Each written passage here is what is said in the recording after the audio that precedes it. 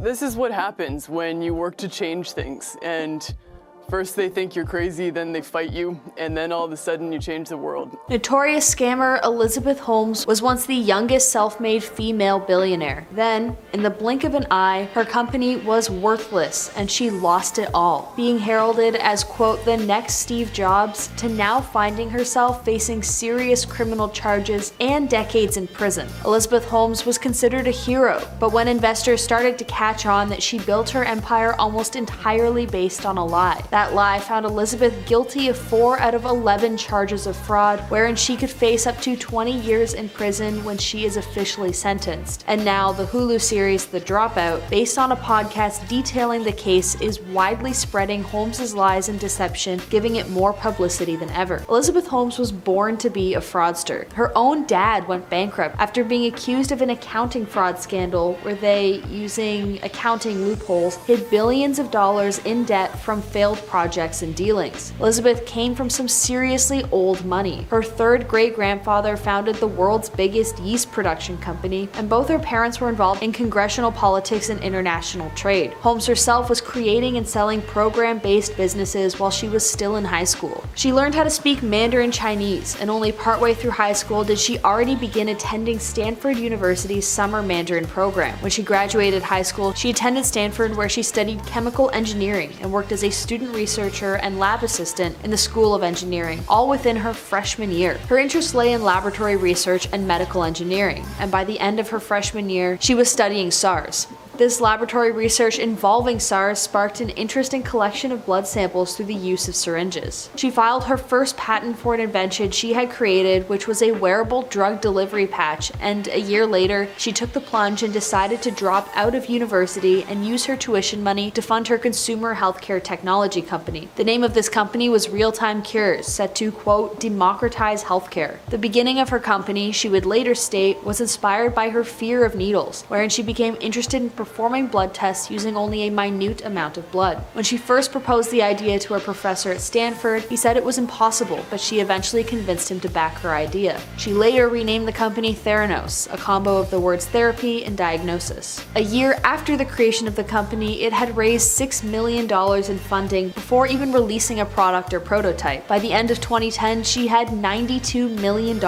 By the end of 2014, Theranos was valued at $9 billion and had raised more than $400 million in venture capital. Elizabeth was on top of the world. She featured on Forbes magazine as the world's youngest female self-made billionaire, and she featured on the Forbes 400. She was praised for, quote, this phenomenal rebooting of laboratory medicine, for her revolutionary idea of only using a few drops of blood in lab testing. But that's exactly what it was, just an idea. In 2015, a Wall Street journalist was tipped off about the fishiness of the whole operation. A medical expert who thought the experiments were off asked him to speak to a few ex-employees who became eventually whistleblowers. It wouldn't be long, however, before Elizabeth found out about the probe into her company, and she decided to launch a campaign to stop the journalist from publishing his findings. She threatened him legally and financially, but despite her threats, the journalist published the piece. He detailed the company's experiments, how the prototype they were touting around gave extremely inaccurate results, and how the results they had been promoting that came from the prototype actually came from commercially available blood sample machines. Elizabeth Holmes denied all the accusations and called the Wall Street Journal a tabloid. She appeared on television the night that article was posted and stated, quote, this is what happens when you work to change things. First they think you're crazy, then they fight you, and then all of a sudden you change the world. Then the trouble really started for Holmes. In 2016, a few months after the article was published, Elizabeth was caught operating a lab that had faulty equipment and used unsafe procedures. The findings meant that she was banned for 2 years from owning, operating, or directing a blood testing service. Although Theranos appealed the decision, Walgreens terminated their relationship with the company, and the FDA ordered the company to cease making its blood collecting device because it was both dangerous and didn't work. Then the lawsuits started cropping up. Elizabeth's company was ordered to repay all the consumers who bought all of her products in the state of Arizona under false pretenses that they actually worked. She ended up having to shell out $4.65 million to Arizona alone. 99% of Theranos shareholders basically partially backed out, and in 2018, both Holmes and her former president Ramesh Balwani were officially charged with fraud. Now, something to know about Ramesh.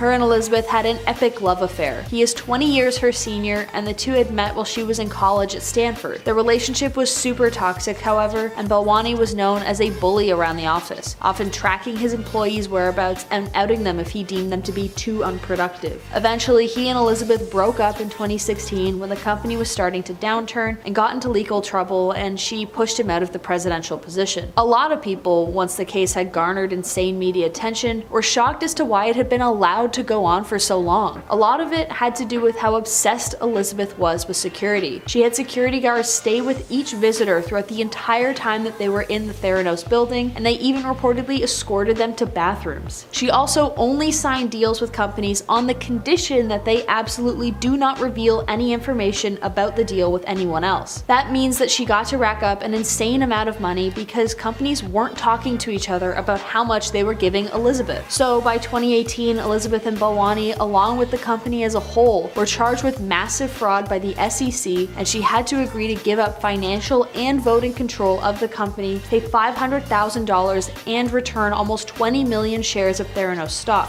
She also isn't allowed to be a director of any publicly traded company for a whole decade. Despite all this, she stayed CEO of Theranos because it's a private company, but only a few months later, she would step down as CEO on the same day that she and Balwani were charged with 9 counts of wire fraud and 2 counts of conspiracy to commit wire fraud. All while her company is burning around her, Elizabeth is on social media touting her new boyfriend and new puppy. She's now dating the heir to a fancy hospitality company. And author Nick Bilton posted about it on Twitter, stating, quote, "I personally find it crazy that she's being charged with 11 felony counts, thousands of people's lives were harmed, and she's as happy as can be." Now, after being charged in January and facing up to 20 years in prison, we're not sure when she'll be officially sentenced, but it seems pretty likely that she'll face some amount of jail time, at least if just to prove a point. Her and her boyfriend Will Evans used to live in a $5,000 a month apartment in San Francisco. Although no one's sure where they live now, I can't imagine it's going to be a normal apartment. It's been reported that she and her boyfriend got married in 2019, but no one's really sure because the wedding was allegedly super private, which is very on brand for Elizabeth. Her trials only took so long too because of the worldwide thingy that happened in 2020. Otherwise, she would have been sentenced way sooner given how serious fraud charges are taken in the US. And in 2021, Elizabeth also gave birth to a baby with her boyfriend, so there's that too, I guess. So as it stands now, she's facing 20 years in prison, a fine of $250,000, and is required to possibly pay each and every one of her victims restitution, which could add up to millions of dollars. But we won't know what her actual penalty will be yet until the sentencing, which hasn't been set. People see you as the ultimate scammer.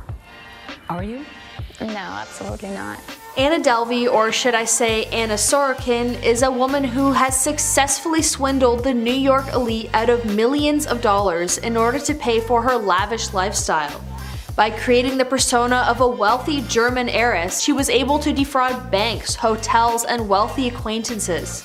Then, in 2019, she was arrested and charged with multiple counts of grand larceny, larceny in the second degree, and fraudulent claims. She is currently serving in prison, and with the newly debuted Netflix documentary Inventing Anna, her legacy is sure to disallow her from being able to ever take advantage of Americans ever again. Anna Sorokin was born in a small town southeast of Moscow in Russia.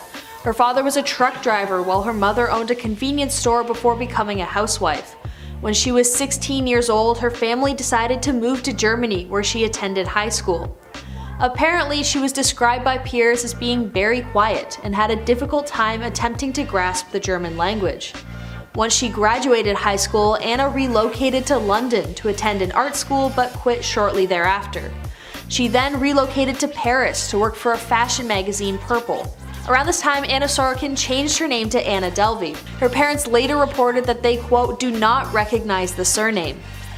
During the summer of 2013, Anna traveled for the first time to New York City to attend New York Fashion Week for the magazine she was working for. She liked it in New York City and found it much easier to make friends than in Paris.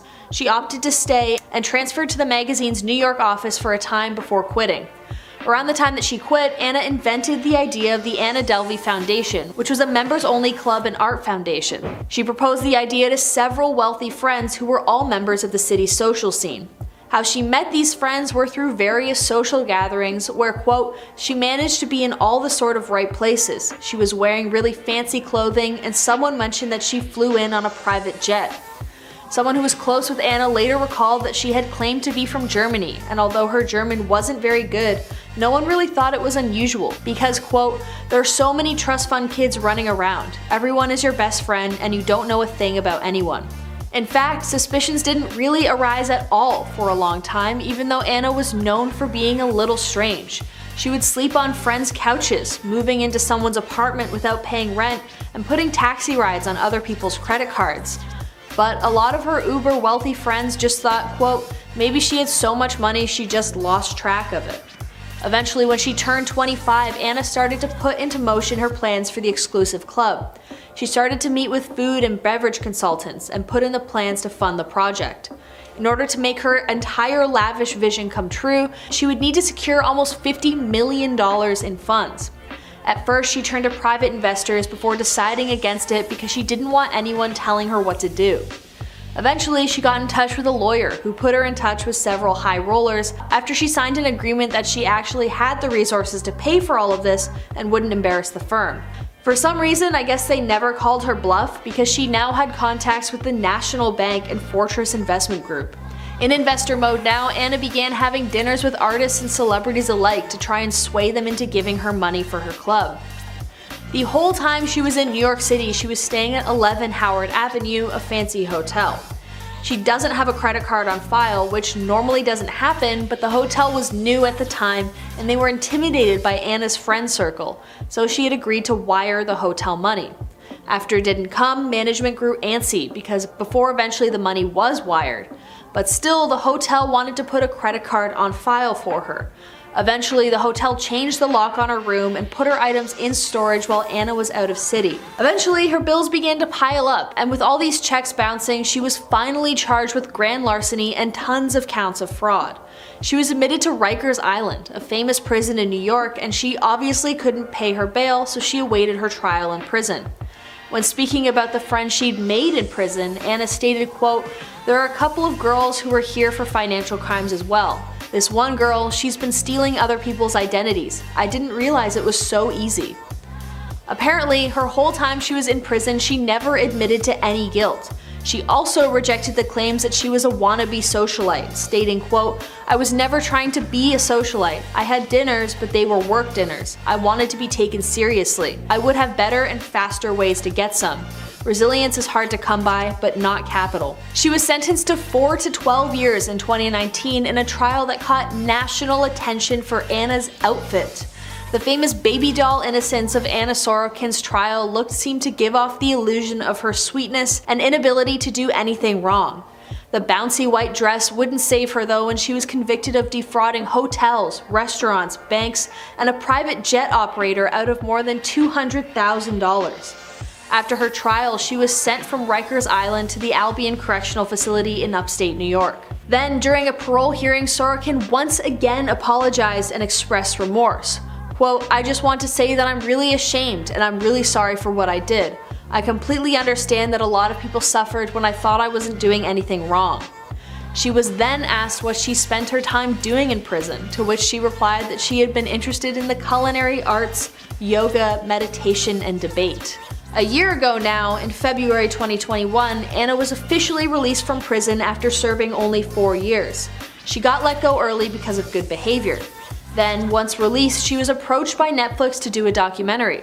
Although she isn't entitled to any of the money gained from royalties, she was a paid consultant for the docuseries that dramatizes her life. Apparently, she is using that money to pay back almost $200,000 in restitution to various banks that she's defrauded. She's also attempting to get her charges downgraded to a civil dispute from a criminal charge. As of 2022, she had a Twitter account, but it got suspended. Her Instagram account, however, is fully active, and she posts regularly about herself and her Netflix series. Julia Fox even commented on one, and it's still a little weird to see all this positive press coming out of all of her post comments.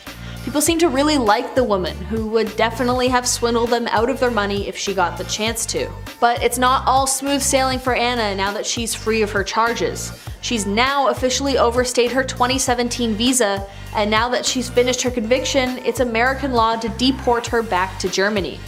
She's now currently in ICE custody as they deliberate whether to deport her back to Germany or Russia, or let her reapply for an American visa.